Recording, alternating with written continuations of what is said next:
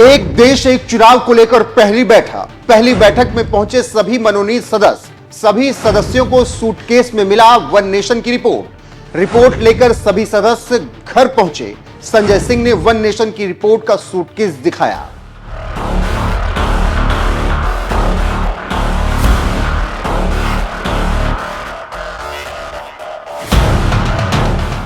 नमस्कार, मैं हूं आपके साथ रोहन।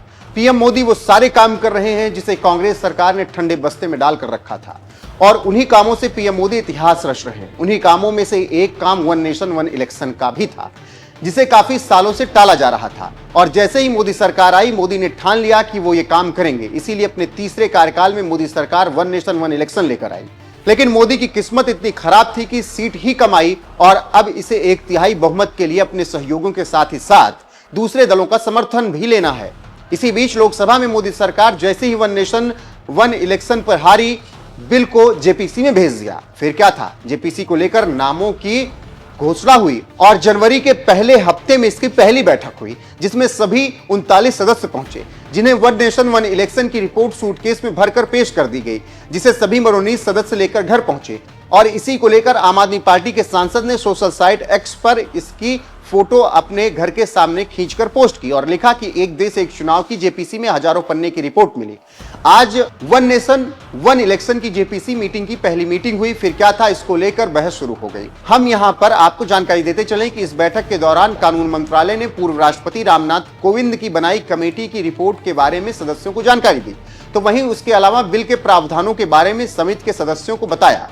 पहली बैठक के बाद समिति के सभी सदस्यों को एक बड़े नीले रंग के सूटकेस में 18,000 पन्नों की रिपोर्ट भरकर दी गई, और इसी को लेकर आम आदमी पार्टी के सांसद संजय सिंह ने सूटकेस के साथ एक तस्वीर भी शेयर की। यहां पर एक जानकारी आपको और देते चलें कि पहली बैठक में जो सूत्रों से खबर मिली वो काफी चौंकाने वाली। पहली बैठक के दौरान पहली बार सांसद प्रियंका गांधी ने एक देश एक चुनाव पर हमला किया और कहा कि सरकार को यह भी बताना चाहिए कि अगर देश में सारे चुनाव एक साथ होते हैं तो उससे पैसे की बचत कैसे होगी। अगर देश भर के चुनाव एक साथ होने हैं तो क्या उसके लिए ईवीएम उपलब्ध है।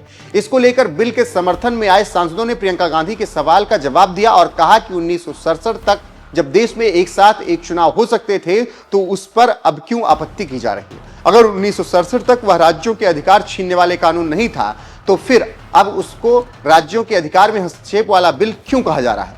कुछ समर्थक सांसदों ने 1957 का उदाहरण दिया और कहा कि 1957 में 6-7 विधानसभाओं के कार्यकाल को समय से पहले भंग कर एक साथ चुनाव करवाए गए थे।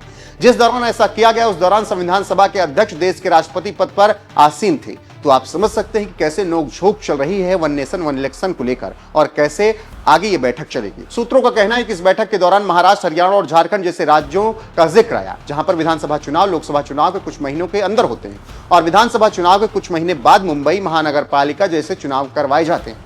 यानी साल भर चुनाव ही चलते रहते हैं, जिसके चलते जो विकास की परियोजनाएं हैं वो बाधित होती रहती हैं। इससे आप समझ सकते हैं कैसे रही 8 नवंबर को हुई ये बैठक। अब देखना होगा कि आगे क्या कुछ होता है, लेकिन पहली बैठक ने बता दिया कि आगे बवाल होना तय है। फिलहाल वन नेशन वन इलेक्शन होना चाहिए या फिर नहीं, कमेंट करके अपनी राय हमें जरूर बताएं।